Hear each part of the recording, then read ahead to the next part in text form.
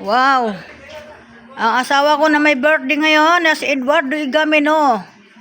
Tingnan mo yung kanyang outfit ay para siyang konsyal ng konsyal ng kabundukan. Ito siya.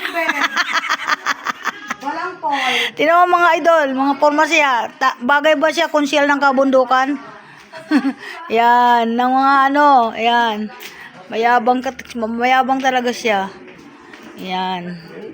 Birthday niya ngayon, January 3. Kami nagkakandara pa dito sa amin ginagalawan dahil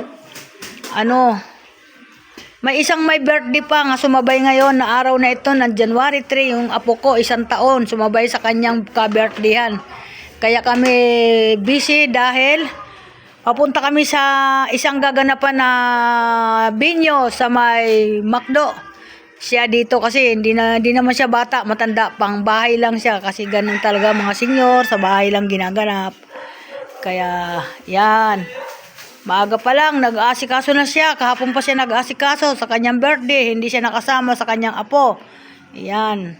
Maraming salamat sa mga suporta nyo, mga idol. Welcome to my vlog. I love you so much sa inyo.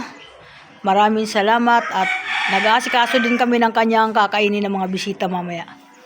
Yan. Thank you po. Maraming salamat. At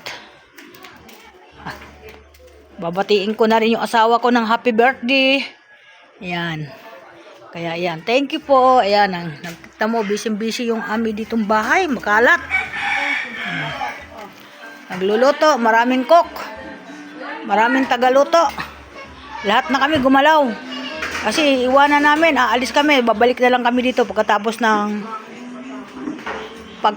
kainan dun sa McDo. Okay. Thank you. Bye-bye po.